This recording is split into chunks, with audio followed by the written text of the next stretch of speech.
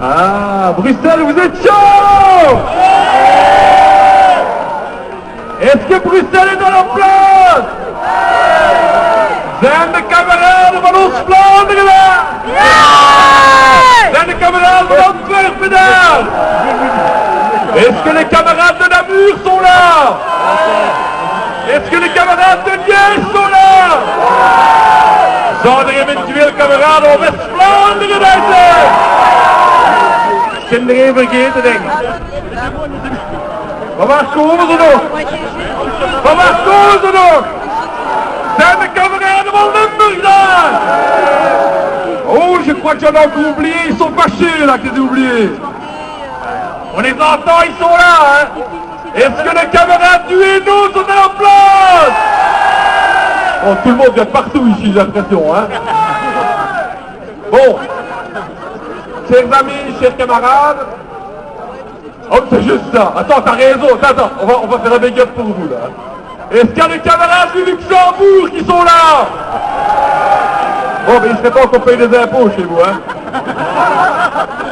Bon, je propose d'abord qu'on commence un petit peu ce speech final par comme un petit big up quand même à l'équipe qui a organisé ici ça aujourd'hui, parce qu'ils étaient quand même originaux. C'est que la première réunion qu'ils ont eue, ils se sont dit, on va organiser une action du PTB qui s'appelle Rendez-nous notre argent. Sur quelle place est-ce qu'on va organiser ça? Ah oui, place de la Monnaie. Alors on peut vraiment les applaudir pour tout le boulot qu'ils ont fait pour organiser tout ça aujourd'hui.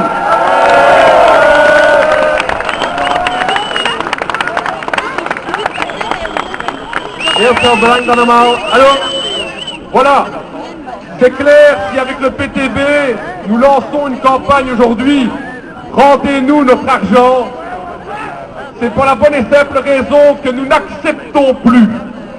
Nous n'acceptons plus qu'en Belgique, les riches deviennent de plus en plus riches et les pauvres de plus en plus pauvres. Nous n'acceptons plus que notre système fiscal aujourd'hui fait payer de plus en plus des travailleurs à travers la TVA, fait de payer de plus en plus de travailleurs à travers la redevance télé et fait de plus en plus gros cadeaux à l'ensemble des multinationales. Parce que je vais vous le dire, ce gouvernement, il est un petit peu dans cette philosophie, je ne sais pas si vous étiez déjà là à l'époque où Louis XIV dirigeait la France. Il y a quelques-uns dans le fond là qui étaient déjà là. Je vous ai vu. C'est les plus expérimentés aujourd'hui étaient déjà là.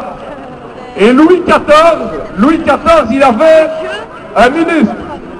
Il avait un ministre qui s'appelait Colbert. Dus rond de week de 14e, die had de minister van Financiën. En die heette Colbert.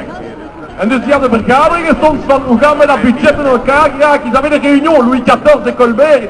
Ils discutaient un petit peu mais comment on va résoudre le budget de l'État. Et à ce moment-là, Colbert, il a fait une phrase qu'aujourd'hui encore, le gouvernement de Charles Michel applique tous les jours. Colbert a dit à Louis XIV, mais si, taxons les plus pauvres, ils sont les plus nombreux. Eh bien, c'est ce que fait aujourd'hui le gouvernement de Charles Michel. Il taxe les pauvres parce qu'ils sont plus nombreux. Eh bien, pour nous, c'est inacceptable, camarades. Non, alors, il faut voir ça, ils font ça avec l'énergie. Hein. Donc, je ne sais pas si vous avez suivi. Donc, ils ont augmenté la TVA sur l'électricité de 6 à 21%. Or, il faut savoir en Belgique que vous avez deux taux de TVA. Vous avez un taux de 6% pour tous les produits de première nécessité et vous avez un taux de 21% pour tous les autres produits. Oké? Dus je hebt in België 2 btw-tarieven, hè? 6% voor de basisbehoeften en 21% voor alle andere goederen. Eh bien, le gouvernement de Charles Michel n'a rien trouvé de mieux qu'à faire payer à l'ensemble des Belges autant de TVA sur l'électricité que sur le caviar et le champagne. Eh bien, pour nous, comme parti des travailleurs, comme parti chaleureux de la gauche qui ose, nous disons clairement que l'électricité est un bien de première nécessité et que sur l'électricité, il ne faut pas payer 21% de TVA, mais 6% de TVA, chers camarades.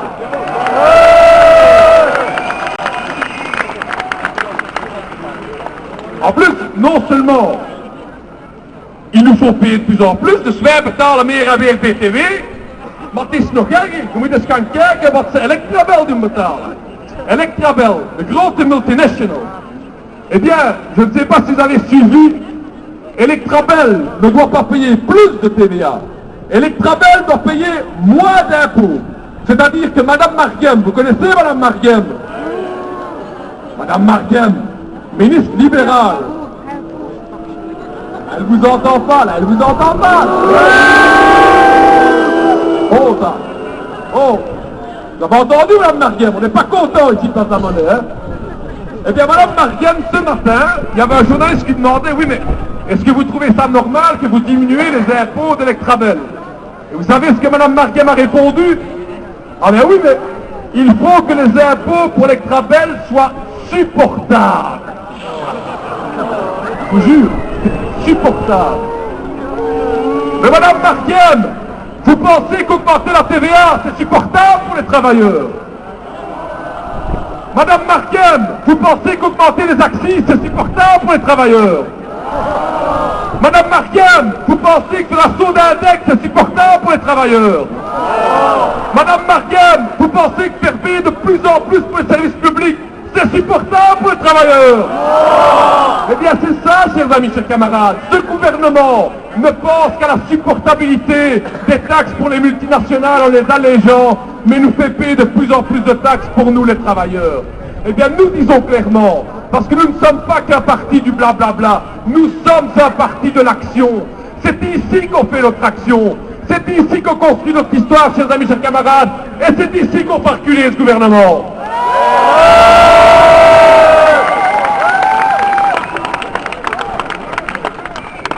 En dus, verleden week, of 10 dagen geleden, hebben Marco en ik, Marco van Nees, die bij mijn parlement zit, een verjaardagsje gevierd.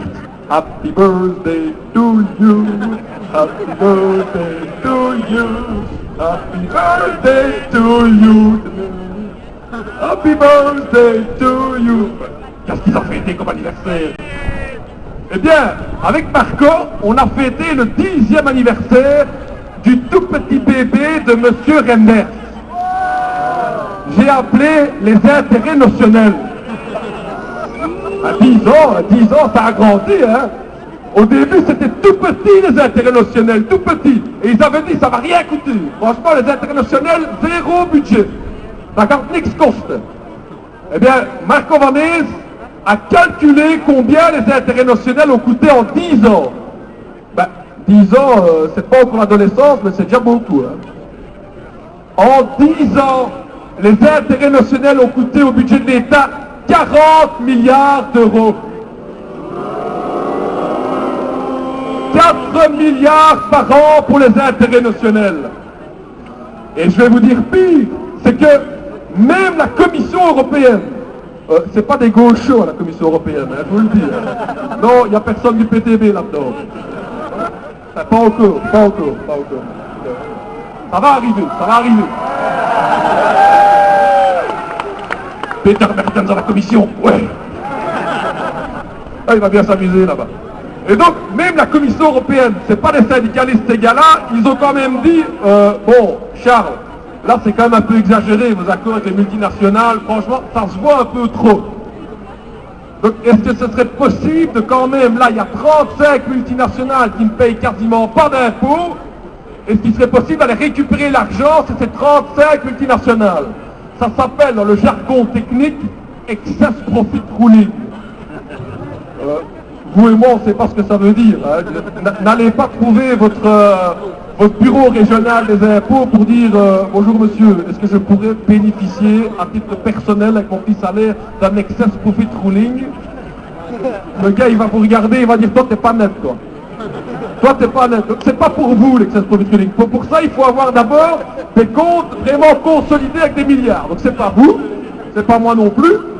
Mais donc, ces 35 multinationales devraient payer 700 millions d'impôts. Et pourtant, la Commission dit à notre ministre des Finances, dit mon petit gars, il faudrait que tu encaisses 700 millions. Je ne sais pas vous, mais si moi, il y a un gars qui me dit, Raoul, il y a un gars qui te doit 700 millions, je me dis d'abord, Ben, donne-les. Donne-les. Je les prends. Franchement, au début, je suis un peu méfiant, mais je les prends quand même. Eh bien, ici, il y a la commission qui dit à notre ministre des Finances, tu dois encaisser 700 millions d'impôts. Et que répond notre ministre des Finances? Pas question. Pas question, je ne veux pas 700 millions d'impôts, ça ne va pas. Et la commission, die commissie die zegt, ja maar je moet dat 700 miljoen, je moet 700 miljoen. En Van Overveld, nee. Puis, il va payer pour des avocats, pour que des avocats cassent la décision de la Commission européenne, 600 000 euros d'avocats pour être sûr que les multinationales ne payent pas d'impôts. Eh bien, chers amis, chers camarades, pour nous, c'est inacceptable.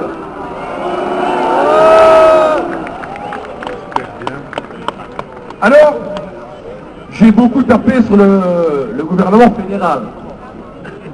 Alors, pendant toute l'après-midi, vous avez entendu qu'on a aussi parlé de la turtle tax. Est-ce que les francophones ont compris maintenant c'est quoi la turtle tax?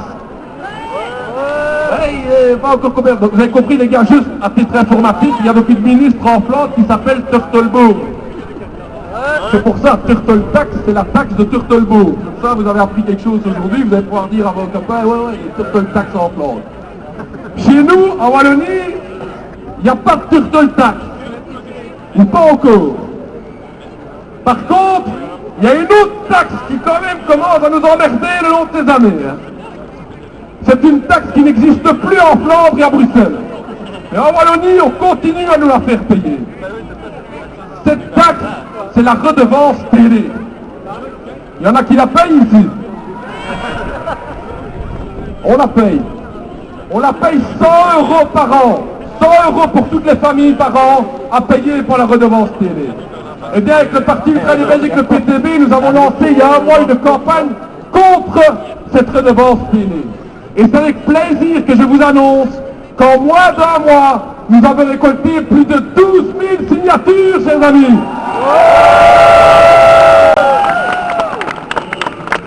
Parce que nous, on est fair play au PTB, on veut toujours aider un peu les ministres. On aime bien aider les ministres. Je sais pas si vous avez remarqué, ça fait 3 mois que le ministre du budget wallon, M. Lacroix, vous connaissez Christophe Lacroix, ça fait 3 mois qu'il dit « Je n'ai qu'un seul rêve, c'est d'abroger la redevance télé ». Eh bien, ce que nous disons aujourd'hui au gouvernement wallon, arrêtez de parler de supprimer la redevance télé et faites-le au nom de Dieu.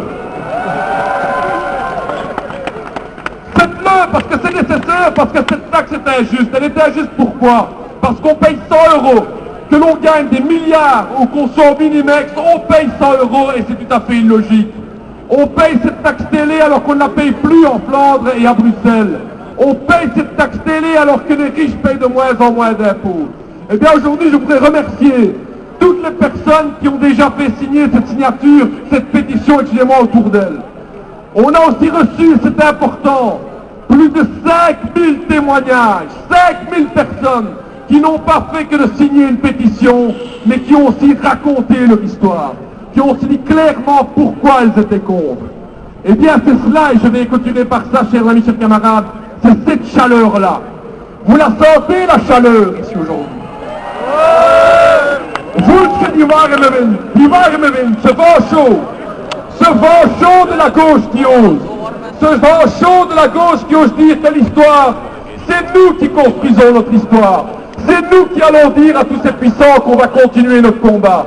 Parce que je clôturerai par ça, ze proberen ons te doen geloven dat onze strijd voor niks dient. Ils tentent de nous faire croire que notre lutte ne sert à rien. Mais je vous pose une question. Pourquoi croyez-vous que tous ces ministres, que tous ces patrons passent des heures à dire que la lutte ne sert à rien? Ils passent des heures, effectivement, t'as raison. Ils passent des heures à le dire parce qu'ils ont peur. Ils ont peur que quand les travailleurs se réveillent, quand les travailleurs regardent leur histoire en face, wanneer arbeiders en bedienden van het land duidelijk durven zeggen dat ze zelf in de geschiedenis schrijven. Dat ze zelf durven zeggen in de straat, wij gaan onze sociale waarvanneer uitbouwen, dan beginnen ze bang te zijn. Dan beginnen ze te voelen dat er iets gaan bewegen. Eh bien, je dis clairement, celui qui combat, chers camarades, peut perdre. Mais celui qui ne combat pas a déjà perdu, camarades. C'est la raison pour laquelle nous continuons ce combat.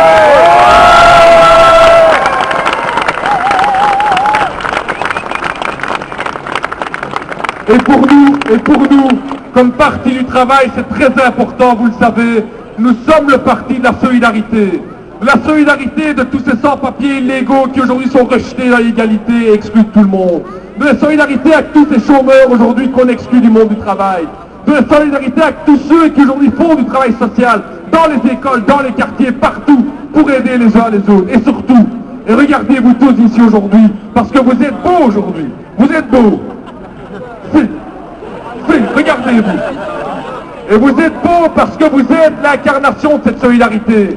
Cette incarnation de la solidarité des Flamands, des Bruxellois et des Wallons, tous ensemble. Wazen in, à l'année prochaine. Merci camarades.